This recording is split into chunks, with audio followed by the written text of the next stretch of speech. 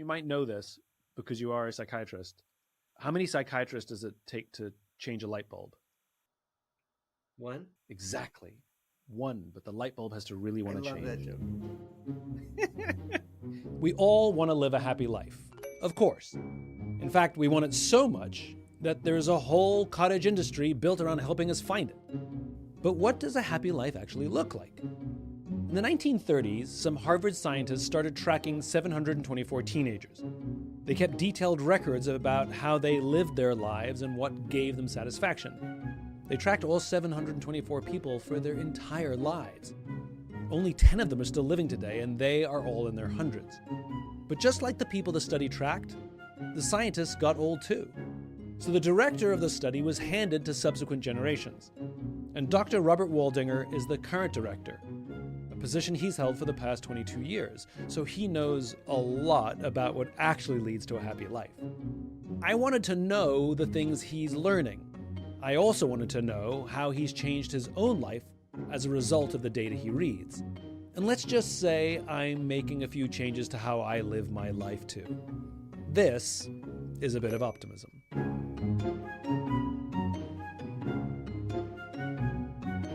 I don't know how to ask this without it sounding not polite, but it's the only way I can. It's the only way I can think to ask it. How come they picked you to lead the happiness study? Well, you're not the only one who asked that question. I asked that question.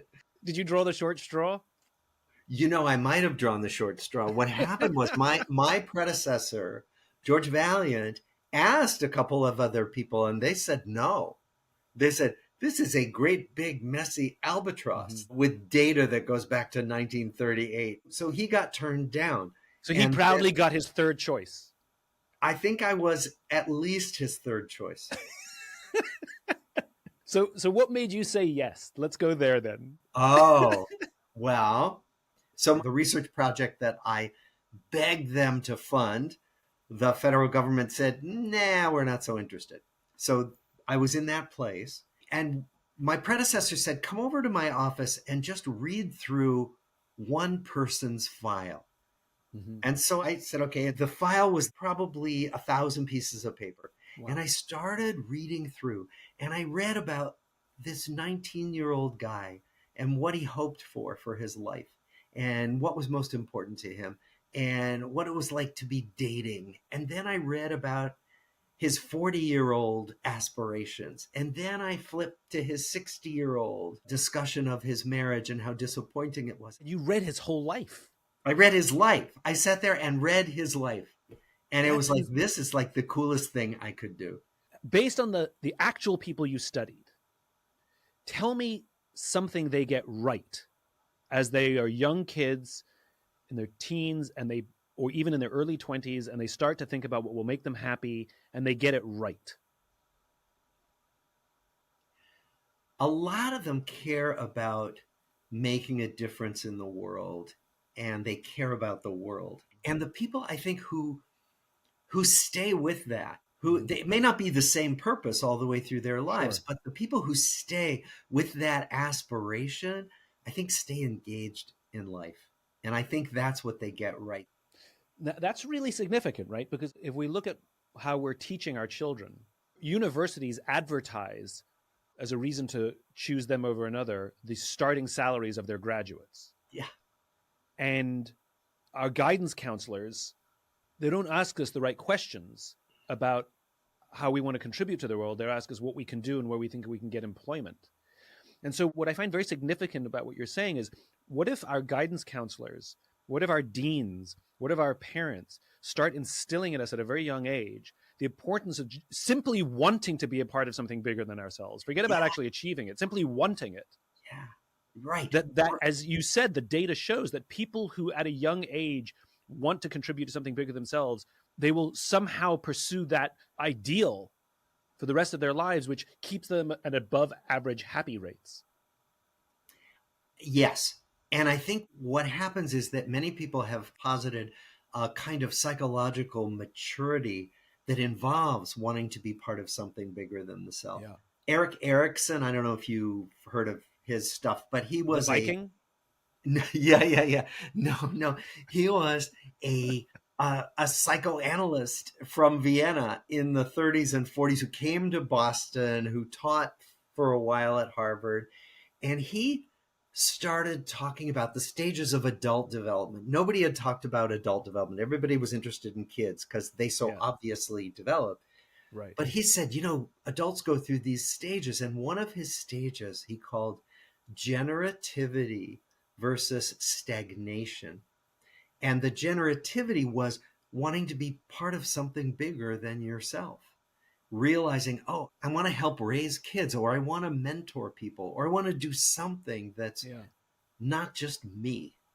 And he said that the people who do that become the people who are going to look back on their lives with less regret, with more of a sense that my life was good enough. I think we're living in a time where, though we intellectually know that because it's the subject of so many social media posts, I think we're living in a time where people don't feel connected to something bigger than themselves in general. We don't work for companies for 30 or 40 years anymore. Church attendance is down. Right. Even the great power competitions of us versus the Soviet Union that we were proud to be a part of, this side versus that side, like even at a global politics level, like those things have gone away. And I think you see it on the left and the right politically, people latching onto absolutely anything Yeah. that gives them that sense of belonging, but it doesn't last. Those attachments don't last, but you can see them just grasping for it. Yeah. In a way that maybe I'm idealizing, but I don't have memory of people doing in the past. The sort of the intense latching onto whether it's a far left or a far right point of view about how the world should work. And they latch onto it as if it's their life's purpose, but it isn't. Right. It lasts for a period of time and then on to the next, or it dissipates.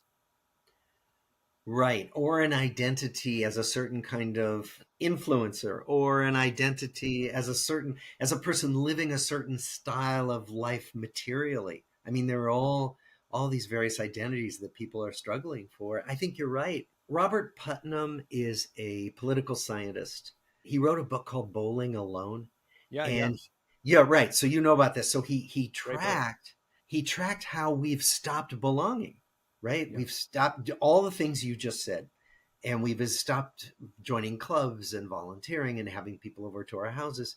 And what he's found is that it's gotten worse since the digital revolution. Yeah. The digital revolution has accelerated the trends that were already there. Yeah. And so the path of least resistance now is social isolation, greater and greater isolation. And we're all kind of desperate for what to do about it and how to feel like we belong. I wonder if we need a new word. And I'll tell you what I mean. Because the technology has co-opted words, right? So a desktop used to be a horizontal surface, Yeah. and now a desktop is a vertical surface. Yeah. And a folder was something you used to put away in alphabetical order, and now a folder is something you click on. Absolutely. It's taken words and things to make the transition to living in a digital world. I know why they do it. It's because it's easier. But the word community used to mean like showing up and wearing a fez, there were secret handshakes, and there was a time to meet up, and there was free food, and community meant a thing. And now that word has been co-opted to like being on an email list. Exactly. Now what you and I are talking about, we're attempting to offer an archaic definition of what community is. And I wonder if instead of trying to fight it, we just need a new word. And then people will want the thing real. that's the new word because community already belongs online. But I worry that the word we're substituting is something like tribe. And tribe has all those connotations of who we exclude, Yeah. who we make other, all that stuff. Yeah.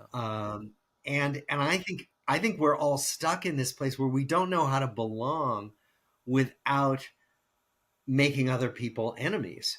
Yeah. I want to scratch this just a little bit more because when I articulated the concept of why, the reason I called it the why was a semantic problem that I faced, right? Which is I got tired of debating with people what comes first, vision or mission. And the debate would go on forever. Yeah. And so I finally realized we were having a semantic debate. Yeah. Yeah. And so I asked the people who believed vision was preeminent, what is the definition of vision to you? And they said, it's why I get out of bed in the morning. And I went to people who believed mission was preeminent. And I said, what's mission to you? And they said, well, it's why I do what I do. Yeah. And Yeah. so everybody, whether it was purpose or brand or whatever word they thought was the thing, they all gave me the same definition. And so I said, okay, so let's call it the why. And now we can all agree what it is. And now we can actually figure out how to do it rather than debate what comes first. Right. Right. Exactly. And so I wonder how people are defining community. And maybe you have some data that explains that. Like, it's one thing to say, I want my life to be a part of something bigger than itself. I want to feel a sense of purpose. But what actually, based on this longitudinal study, what actually do people mean when they say these words? The people who talked about it the most meant something quite fluid and quite individual. So the people who were the best at this would have like workmates over for barbecues, but they'd mix in their family, they'd mix in cousins, and they'd mix in people from their church, and they'd introduce each other. And so you have these people who become like the nodes of a group of people that get connected. They become, if you will, connectors. Yeah. But that means that each person might be the node of a unique collection of people, right? As opposed to one thing, going to a church, going to a synagogue. Yeah, you can do that, and that is a defined community. But most of us have these things that are more fluid and individual. Yeah. One of my friends who's the best at this keeps connecting his friends from random parts of his life. And it's really fun to get to be part of that group of people because it's so diverse. I think you're touching on something that I think is really magical. If we're saying it's important for us to build community, and I've done this, I've gone to dinner parties and it's the same 10 people at just a different house. Yeah. You know? And they say we care about community, but as you're defining it, it's not really community. It's just the same 10 people at different houses. And I think what you're talking about is the importance of the salon, the old school salon, which is, instead of hosting a dinner party, we should take it upon ourselves to build salons, which is, I'm going to invite some tried and true friends. I'm going to invite some people who I just met recently. I'm going to invite somebody who I met at a different dinner party. And I may or may not give a subject to discuss at the table, but this is what's going to happen. Because then I'll go to somebody else's dinner party who was at mine, and it's a lot of new people for me too. Yeah. And I love this idea of us not just hosting dinner party for the people we know, but for specifically hosting dinner parties for people we know that our friends don't know. Exactly. Because the same 10 people is in a silo, right? Yeah. Like it's almost, it could be hermetically sealed. And so you know what each other thinks, you know each other. But the most exciting conversations happen for me when people come who do completely different things, who come from different backgrounds. I mean, today I was on a call with a researcher who was growing nerve cells from schizophrenics. And he's trying to see, is a nerve cell different in how it makes connections if it's got the genes of someone with schizophrenia and therefore someone who has delusions? Do the connections that a nerve cell make, are they different for people with delusions? And I'm like buzzing with all these ideas. And it's because a student of mine is also a student of his and brought us together. Yeah. And our heads started to explode with excited possibilities. And I think what you're talking about is we connect not on the interest. That stuff is superficial, and that stuff is good at, sort of getting people in the room. Yeah. But we're talking about deep values that are deeper than our political points of view, because I can have the same values as somebody with a different political point of view than me. And I think people confuse those things sometimes. I love this. So how long have you led how long have you been the boss of the study? 22 years. 22 years. And what did you learn from the data that you've been able to apply to your life that has made you happier? I now you were reading some data and you're like, I'm going to start doing that. And you did. I now call up my guy friends and I say, let's go for a walk. Let's go out to dinner. We're not just going to wait for our wives to do this thing, to organize our social lives. We're going to do this. And at first it's really awkward. Like, we don't do this. We're guys. And then it's been a wonderful thing in terms of really getting to know individually people who were otherwise part of a social group, part of the same 10 people, if you will. Yeah, yeah. But we never dug more deeply into knowing each other. And so it made me do that, because I thought otherwise I'm just going to sit here on my computer all day long doing my research stuff, doing my academic stuff, and pick my head up and have no friends. That's a really good one. Yep. Somebody said, take care of your body like you're going to need it for 100 years. And I realized that, boy, this really, really matters, that in our data, the people who took care of themselves, so we're talking regular exercise, not abusing drugs and alcohol, not becoming obese, all that stuff, they lived on average 10 years longer and stayed healthier. So even though it's not rocket science and it's not news, I could see in my own data how much it really matters. People, I assume, are starting to die now in the studies. Most of the original folks have died. 724 original people. Right. Fewer than 10 are still alive, and they're all over age 100. Okay, so of the ones, of those 724, the ones who lived the longest, because biohacking is a thing now, and like there's an obsession with longevity. And so the people who lived the longest, was there a pattern that you were able to discern? And the people who lived the shortest, was there a pattern that you were able to discern? Yeah. The longest was literally taking care of your physical health and being really socially engaged in the world. Okay. Those were the two things. Yeah. And the people who lived the shortest, it was the opposite. People who became alcoholics, who became obese, who didn't take care of themselves, and who were isolated. This is why I think your work is very, very important, is because I think a lot of the longevity people and biohackers and all of that, they're all talking about vitamins and exercise, and sure, that stuff's great. And they pay lip service to community, whereas they're giving exact dosages of vitamin D that I should be taking on a daily basis, but nobody's giving me a prescription to how to hang out with my friends. Because community doesn't make money. You can sell vitamin D. You can sell supplements. You can package them in fancy ways. You can sell them on a podcast, right? I appreciate the cynicism so much. You have no idea. I'm so sorry. I think you're 100% right. I think you're 100% right. There is a financial incentive to sell half a solution. Exactly. And what I struggle with, so as you know, I'm a physician, I'm a psychiatrist, and one of the difficulties with medicine is that the vast amount of disease is preventable, but you don't make money in medicine preventing disease. You make money curing disease or trying to ameliorate disease with medications, with procedures. You don't make money preventing disease by encouraging people to socialize, by encouraging people to exercise. You've been doing this for 22 years. Do you get tired talking about it? Actually, no. I mean, okay, I don't get, because you're getting the same question. Like, you could do a bunch of you're gonna have to answer the same questions 5 times in a row. Yeah, but how they get asked is so different. I mean, talking with you right now is really fun, right? Because of the way we're talking. No, but really, because there's there's a real back and forth, right? We're having a conversation. There are other times when it's like, just shoot me.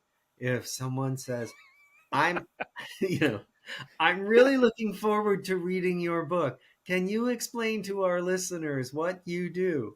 That's like fingernails on a blackboard. The interviews that I hate doing is where the people are so over prepared to talk to me that they ask me questions about my book. Like, Simon, what are the 5 elements of the infinite game? And I was like, well, you know the answer. You say it. Like, why you ask me questions you know the answers to? Ask me questions you don't know the answers to. That's more fun. Absolutely. And so when something spontaneous happens, like is happening now with you, I could do this forever. But when the other happens, I just want to be done. So I have to. I mean, you might know this because you are a psychiatrist. How many psychiatrists does it take to change a light bulb? One. Exactly. One, but the light bulb has to really want to change. I love that joke. I love that joke. What was your journey? How did you get into psychiatry? Like, why, when you decided you want to go to med school, why the mind? Well, when I decided to go to med school, it wasn't going to be the mind. I'm a Jewish kid from Des Moines, Iowa.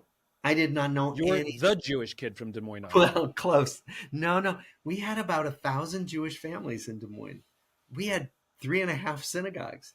Wow. But yeah, but so most of the psychiatrists I knew worked with seriously mentally ill people in asylums, and psychotherapy was not a thing you did in Des Moines unless you were really ill and needed to be in a hospital. So I didn't know anybody, but I knew I really liked working with people. And so when I got to med school, I realized that psychiatry was like by far the thing that excited me the most. But psychiatry is the stepchild of medicine. So a lot of my professors said, either you're at the bottom of the class or you yourself are crazy, because there'd be no other reason for you to go into psychiatry. So it took me a long time before I finally admitted, like, who am I kidding? This is really the most interesting thing. Because otherwise it was memorizing the 12 types of thyroid tumors. And I didn't care about thyroid tumors unless somebody I knew had one. But I cared deeply about the mind, and especially how my own worked. So I had to come around to it, despite the stigma of being a psychiatrist. How did you get over the stigma? Because there's a lot of pressure to become an accountant or choose the line of medicine that's most in demand right now because it's a better business option. You followed passion. I did. Well, partly I followed passion because I'm not good at doing things I'm not passionate about. Actually, all my energy drains and I start to shut down and I start to feel terrible.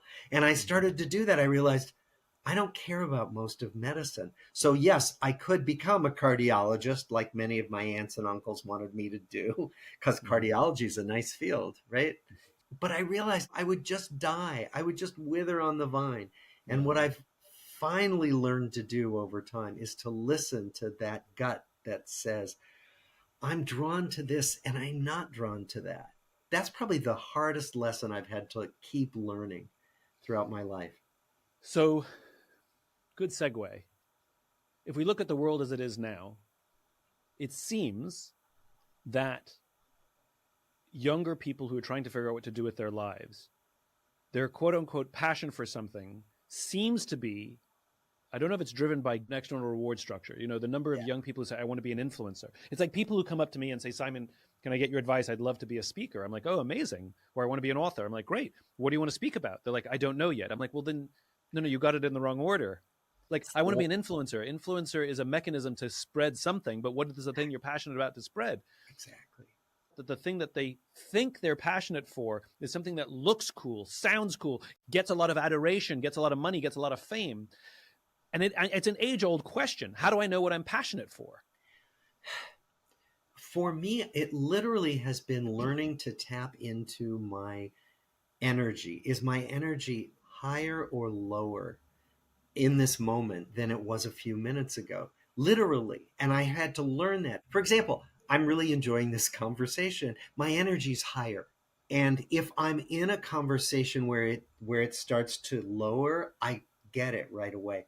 And one of the things I've come to understand is that we get trained to ignore those signals. I was, at least. Think about all the times you had to sit in a classroom in school and you'd have these urges to do something or explore something. But of course you had to sit still and watch the clock until the class was over.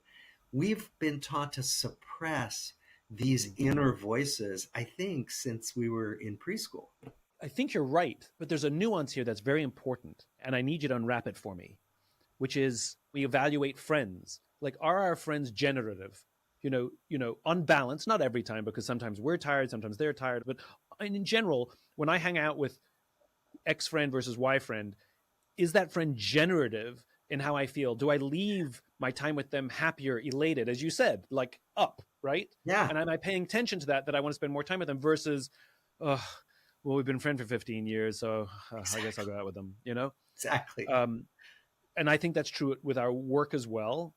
And it obviously conflicts with things like responsibility, because sometimes you have to suppress that feeling because I have to be responsible. It's an imperfect standard. Right. Uh, I don't always feel like changing that diaper. right, exactly. I think you're touching upon it, which is folks like us are giving advice like trust your gut, follow that elation. But the problem is that I don't know if people are running towards it or when they don't feel it, they rebel against it.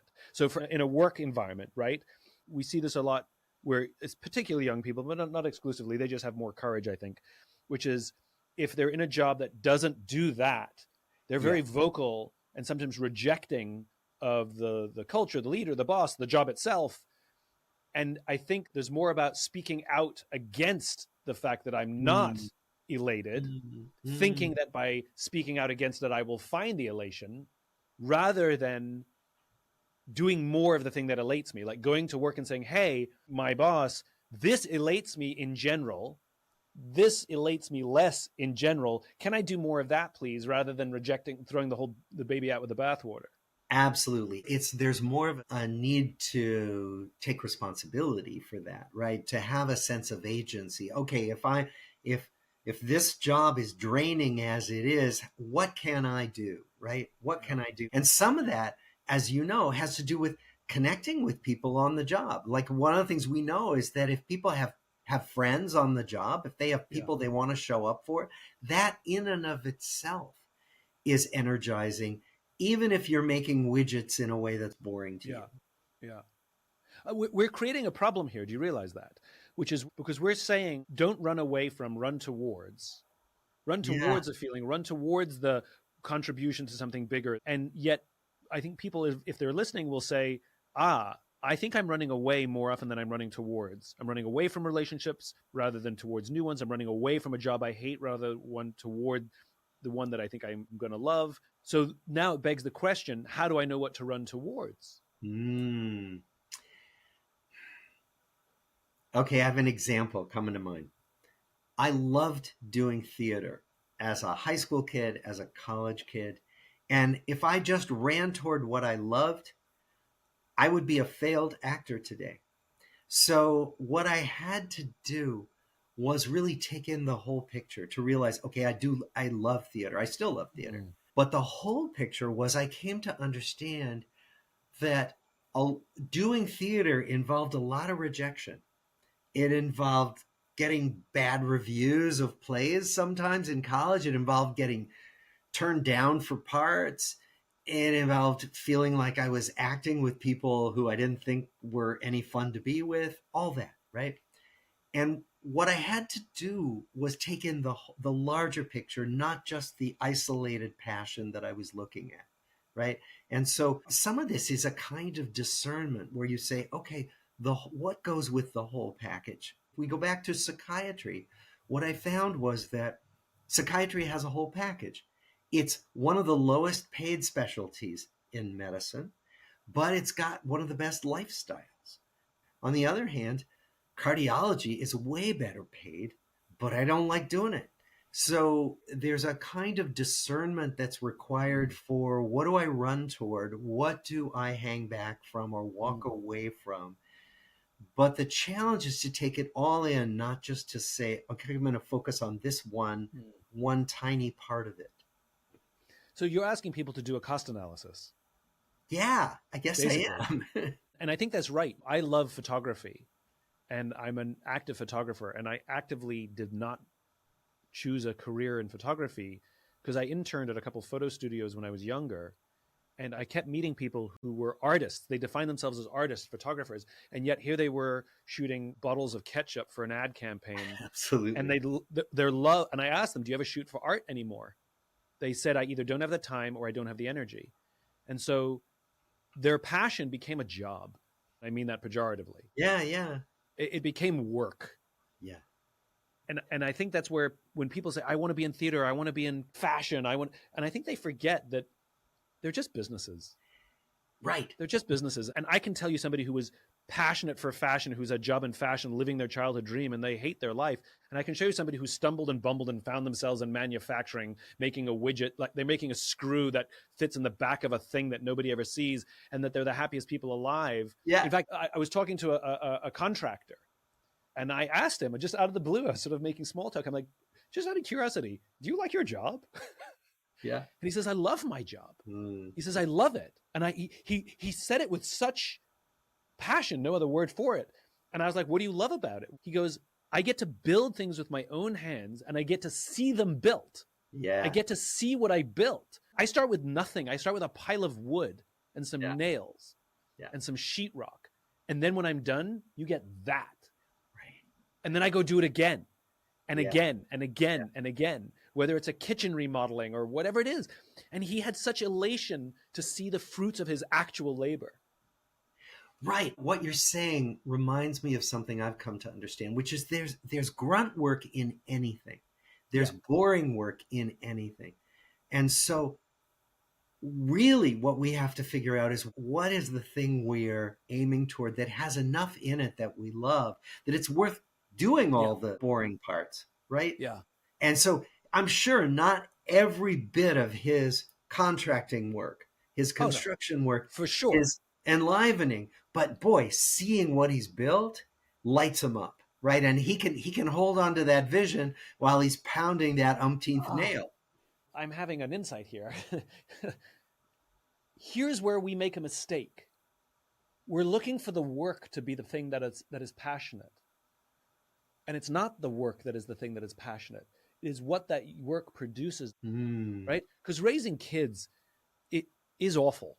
In the early part, you don't sleep. You got, as you said, changing diapers in the middle of the night. You get peed on and thrown up on. And then they get a little older and they become teenagers, and they're a pain in the ass to be around. And then one of them gets bad grades and you got to deal with that. And another one gets a fight in school and punches a kid, and then you got to deal with that. And like, where's the joy? I thought that having kids was supposed to be joyful, right? But then you have these unpredictable glimmers of your kids helping each other, or another parent saying, your kid's great, or the teacher saying, your kid helps all the other kids. You get these unexpected glimmers that make all of that worth it in an instant. Yes. And I know that from my work. Like, writing books it's the worst thing in the world. Yeah, I don't know why anybody. People like, I want to be an author. I'm like, don't. It's the worst. Yeah. But when you put something out in the world that resonates with people, it's instantly worth all of it. And I do it again. Yeah. Even though every time I've written a book, I've said, this is the last one. Yeah. And I think people are looking for the passion in the wrong place. They're looking for the passion in the labor, but they're not looking for what the labor produces. And maybe this is one of the problems with knowledge work, which is knowledge work is kind of sitting at a desk. I don't even know how you define what quote unquote labor is in a lot of knowledge work. And then what's the result of that labor? And do we appreciate the results? Like, we don't think about what the things we make, we don't think about the impact they have in the world. I'll give you an awful example. I met somebody recently who has a very niche specialty. She helps project manage the building of super yachts for the mega wealthy. There you go. Of course, my first question was, how the hell did you get into that? Really? And I asked her, do your clients ever say, thank you so much, why don't you take the yacht with your family for a week? And she said, it's never happened. Never. Right. So I said to her, so what you're telling me is these multi-billionaires who build these yachts for many hundreds of millions of dollars that they use for 2 weeks a year, and they sail around the world just in case the family might want to use it. At no point on this empty yacht has anybody ever said to you, thanks for all your hard work, why don't you borrow the yacht? And she said, it's never happened. And I said, well, how does that make you feel? She says, it also occurs to me that, what the hell good am I doing in the world? And so, tremendous amount of labor, I'm sure incredibly well compensated, but there's no glimmer. There's no There's no what an amazing opportunity that I have to give to my family, the opportunity to go on a mega yacht that none of us could afford, that none of us will ever have the opportunity. I'm going to take my friends that I grew up with who have middle income jobs, and I'm going to show them something and give them an experience. And that makes all of this shit worth it because Right. I get to give that to people that I love. And she never gets that glimmer. Is she happy in her job? No, Uh, yeah. Yeah. no, no, it pays well. Yeah. But don't you think it has to be a combination of getting there and the outcome? Because like when you talked about kids and you named, I've been through every horrible scenario and many more in raising my children. But there's also stuff along the way that is hilarious and wonderful and wacky, right? There's like stuff punctuating all the crap Yeah, that is absolutely wonderfully wild and like getting to relive your own childhood is part of it for me. I yeah, got to go to all these kids movies that I would never go to. I got to be on roller coasters. I couldn't do the work that I do if it was only the outcome because yeah. the outcomes are so far into the future. Like writing a book, right? As one of my friends said who's in publishing, he said, only write a book if it's going to move along your own thinking in some ways. Yeah. And it's true. Like I bet for you too, that it wasn't just that you were regurgitating No, stuff that was tried I and was true. I was learning along the way. Yeah. I had insights along the way that as I'm writing, I feel electric because a new idea is pouring out of me in that moment. Yeah. And that I bet that was part of what kept you going, not just the outcome of having it to put into the You know world. what we're defining here? You know what we're defining? We're defining a purpose driven life. Yeah. Because if you think what purpose is idealism. And Yeah. idealism, by its very definition, is unrealizable, right? All men are created equal. Never going to happen. Never, Never. ever, ever. Not in a million years. Right. However, it's the striving towards that. And to your point, it's the mile markers. I don't know how to define them, but like, for example, women's suffrage, civil rights, abolition of slavery. It's like, look, we're getting closer, guys. We're getting closer. Let's keep going. Right. Right.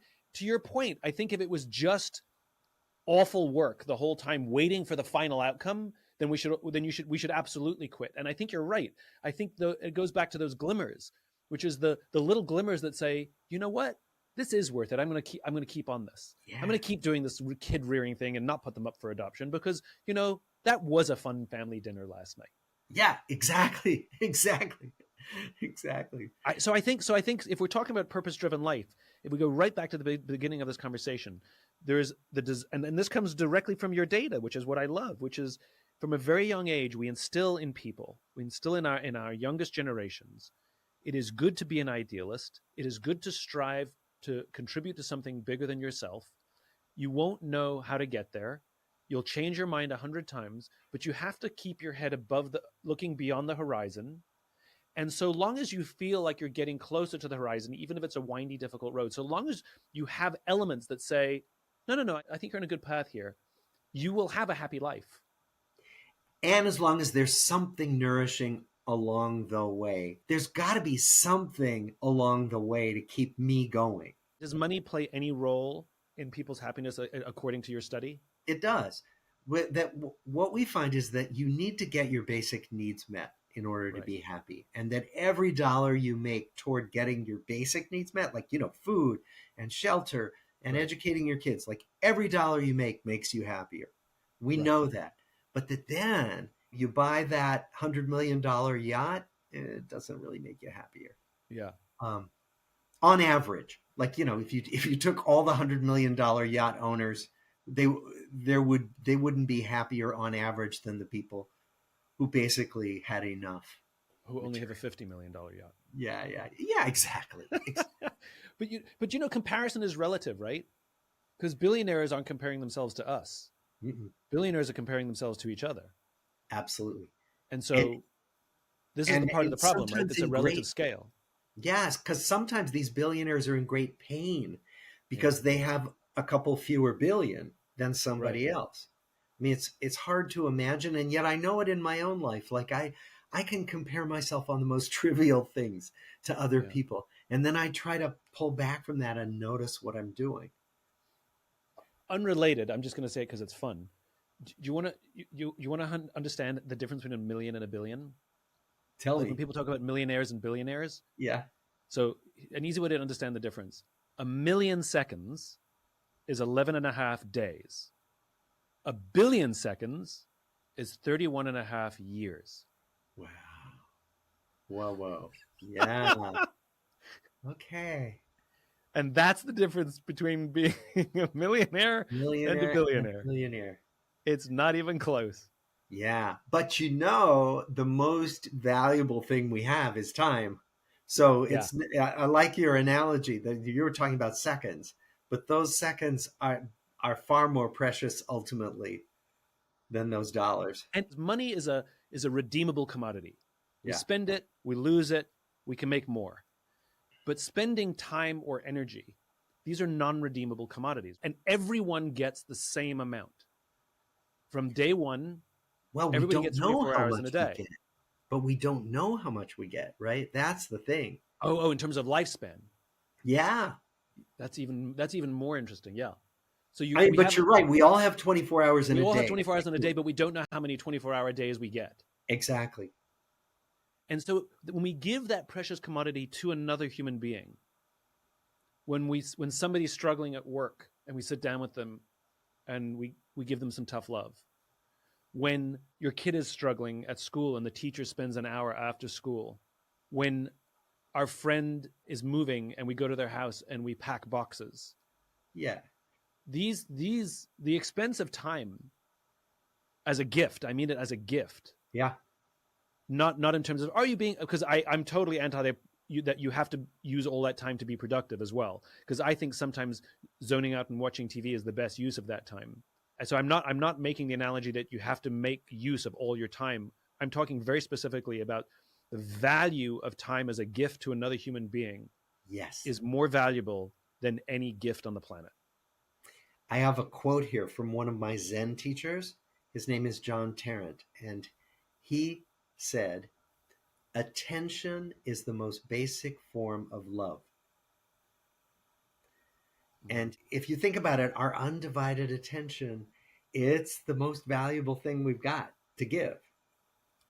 Oh, the only thing we have these days is divided attention. Yeah. And we can't even watch TV without also checking social media and sending a text. Absolutely. I mean, research shows we typically have 2 or 3 screens open at once. So the only thing we have these days is divided attention, and yet the best way to express love to someone is undivided attention. Yeah. You're blowing my mind a little bit. I want to ask you 2 final questions. Okay. I'm having such a good time, by the way. This is really a lovely I can ask you another 100 then. Okay. How happy do money and fame actually make people? Huh. They don't. They don't make people not happy either. Well, actually, fame may, because fame can make people intrude on your life and stuff. So fame actually might make you less happy. Money doesn't make you happier or not happier. Once you get above a certain level, you don't get much of a bump. You get some bump, but not that much. Fame, fame is really a double-edged sword. And you might be able to say something about that because you've received a lot of public attention, and I'm sure it's not all wonderful. I think of it as cost. Yeah. Right? So my goal is to spread a message and to leave this world in better shape than I found it and contribute to the lives of my friends and the people I don't know as well. And part of the cost of that is some loss of privacy, and it's worth it because the benefit so outweighs that very small cost. Oh, can I tell you, when my TED Talk went viral, so I'm very seriously involved in Zen, and someone said you should put up a website, and I had no web presence at all. Yeah. And I said no, I wasn't going to do that. That was all ego. That was all going over to the dark side. And my Zen teachers said, you have the ability to convey ideas to people that will matter to them. Don't do that. And so they pushed me toward what you're describing, which is they said, don't stay in the shadows if you can be of use. Yeah, that is my experience. In the early days when my work started to gain traction, I was militant about keeping my face and name off everything. Like I wanted to put my name on the book in like mouse type because the idea Yeah. I never would put my picture on the cover of a book. I still won't because I'm not the thing. And I refused to have my picture on my website for years. And I wouldn't let my name be the URL because it's not about me. And then at some point I made the realization that and you're this as well, which is you actually live two versions of yourself.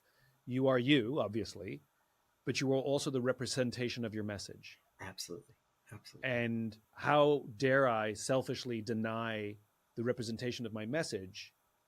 Because people don't follow ideas, they follow people. Because ideas are abstract and people are real.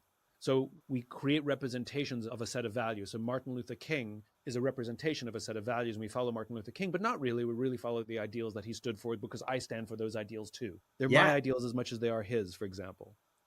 And in that sense, you're a placeholder, if you will, for a whole set of values and aspirations. Right. And that's a function that's important to serve.